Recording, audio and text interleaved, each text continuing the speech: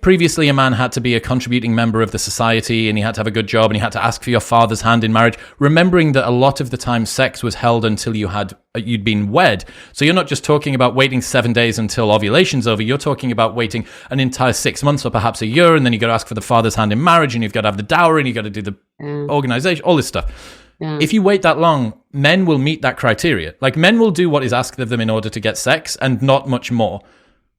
If the price and the requested price for sex is all of these things, making sure that you are somebody that is contributing and has a good job and all that, they'll do it. But if it's be in the right place at the right time at the end of the night in a nightclub, they'll also do that. This isn't for me to say women are causing men to be the layabout, useless people that we know that they can be. It's just me saying that there is an interesting ethical question to ask about if more and more women have sex with men who they would not get into a relationship with, that encourages men to not be relationship worthy in order to get sex. Sex is something that drives men to be a type of person worthy of sex. And if the price of sex is incredibly low, they'll meet that price. Right now, it's difficult for women to find a man that they're attracted to and for men to find a woman that is attracted to them, right? You have an ever-increasing group of high-performing women that are 2 women for every 1 man completing a 4-year US college degree by 2030. Women earn, on average, £1,111 more than men do between the ages of 21 and 29. What you have is a ever-increasing cohort of very high-performing women. Fantastic. Women's liberation movement, we needed to have parity when it comes to opportunities for education and employment. A problem that arises is that women fundamentally want to be in a relationship with a man who is better educated with more money than them. This is on average, not every woman, but if you were to ask women, how much do you value your partner's employment and educational outcomes, they would say greater than a man. No man is going to turn down a 10 out of 10 physical woman because she's unemployed. However, there are many women who would turn down a 10 out of 10 physical man because he is a layabout on the couch, okay? So the issue you have is there's this ever-increasing cohort of high-performing women, but they're an ever-decreasing cohort of ultra-high-performing men that are up and across from them. So you could call this the tall girl problem, right? Everybody has a tall girl friend. If you're a 6'1" woman without heels, you're looking at professional athletes because on average, most women want to date men that is as tall or taller than them. You could see this basically being the same when it comes to employment and education. Most women on average want to date a man who is as educated and as employed as they are or more. If you have an ever decreasing group of ultra high performing men, this means that they have a huge opportunity to just chew through this entire market here. They have a wealth of options, so they don't need to settle down because there is a constant conveyor belt of women going after them. The stats on Tinder bear this out, that the bottom 80% of men are competing for the bottom 20% of women on Tinder, and the top 80% of women are competing for the top 20% of men. So this means that most men to most women are effectively invisible, and most women to a small number of men are effectively usable. I definitely am very curious about this whole idea around, mating and how women essentially mate up, laterally and up, and men are laterally and down. And so I'm like, and the more successful, the more status, the more intelligence a woman has, the less likely she is to be in a relationship, to stay married. I'm fucked. So I really am curious about this scenario. Yeah. Again, I don't mean to try and put a downer on high achieving women. There's no reason that they should hold themselves back from doing this. But there is a difficult situation you've got going on here. It's hard for men to raise themselves up because it seems like women outperform men in education and employment when they have the brakes taken off. The only reason that we seem to have male superiority in the past is because women had the brakes put on them. If you look at education outcomes in school, women outperform boys. That straight up outperform boys. There are some subjects in which boys outperform girls, but for the most part, they don't. You could argue that that's due to the way that assessment is done, that we should look at trying to have schooling done in a different way. It should be more active and so on and so forth. But there are huge problems, right? Like girls just straight up outperform boys. That means that education outcomes are going to be difficult to bring back down without them putting the brakes back on women. But you can't get around the fact that on average, women want to date a man who's more educated than they are. The same thing goes for employment, especially when you consider that educational outcomes open the doors to employment opportunities. Right, exactly. So what needs to change to make it work? Is it a male perception thing?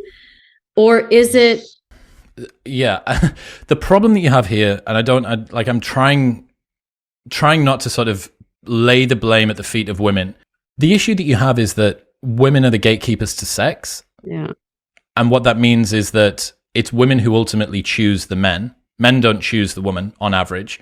Now, yes, there are some issues that you have amongst, for men generally, that the number of men reporting no sex in the last year has tripled. So if you see a man on the street pointing at them, 1 in 3 of them hasn't had sex in the last year. That study finished in 2018, before the pandemic. It honestly wouldn't surprise me if 1 in 2, if half of the men that you see on the street under the age of 30 haven't had sex in the last year. So you go, well, that's not very good. But it's not great for women either. Like, women here in this situation also need partners. In a monogamous society, it's 1-to-1, right? So if you don't have good quality, viable men in women's eyes, that means that women don't have viable partners for themselves. And this leads to stories about like where are all the good men at, and like r/female dating strategy subreddits come about and stuff like that. I don't think that it's particularly good for women either. In terms of what's driving it, you have this change in terms of the power dynamic between men and women, the ability to get status, resources, and employment. And this has started to switch. Another element is a globalized sexual marketplace that previously, if you were a woman, or if you were a guy, you would be competing with the other men for this particular pool of women within your village. You know, there was maybe 300 eligible people and 150 of them were guys and 150 of them were girls. But as soon as you globalize the sexual marketplace, any girl with an Instagram account is now fair game for any guy with an Instagram account. So you open up this sexual marketplace, which further means that those turbo chads at the top, the absolute super performing guys that are the 8 out of 10s, 9 out of 10s, 10 out of 10 guys, they can further capitalize on their high status, employment, and education because they can access not only within their geographical area, but they can access the entire world. Mm-hmm. That also means the women who are, quite rightly, they see this high value man who is going to speak to them. Why wouldn't you accept his advances or at least his message and start talking to him? The problem with this situation, when you add in the fact that sex has become decoupled from having emotions, and that the sexual revolution meant that people didn't need to wait to get into a relationship or to be married in order to have sex. Yeah, I'm on to something.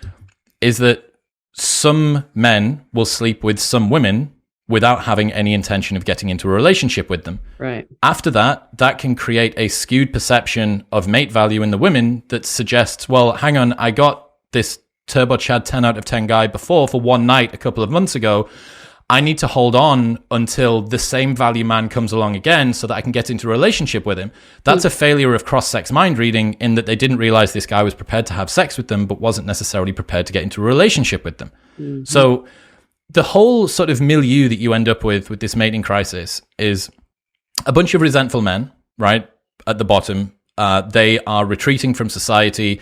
They're watching more porn than ever. They're playing more video games than ever. You have a large cohort of women who have been scorned by moderate value and high value men. They're resentful of men generally. They retreat into careers. They work at jobs they don't like, to buy shoes they don't need, to impress people they don't care about. They commit themselves to a life of career. Not that that's something which should be bad. Financial independence is really important. However, a lot of the time, you just need to read the articles on the internet to see that that's done with resentment rather than with love. It's done as like a middle finger to the patriarchy rather than I genuinely want this. And then you have this group of guys at the very, very top, and all that they're doing is just completely conquering and capitalizing all of the opportunity that they get from these women. I don't think that it's particularly good for anybody. And that is the problem that we've got with the current dynamics in the mating market.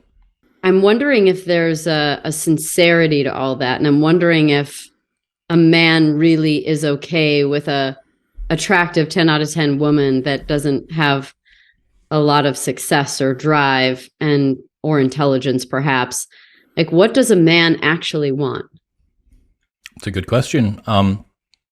The data definitely suggests that men are less concerned with employment and education prospects amongst women, certainly less so comparably than women. One of the imbalances in that women often date up and across in terms of status and resources and education. Men often date across and down in terms of age. And no one really wants to point the finger at men and say, have you ever considered just dating like 4 years older, because I'm 40. I get it. I agree.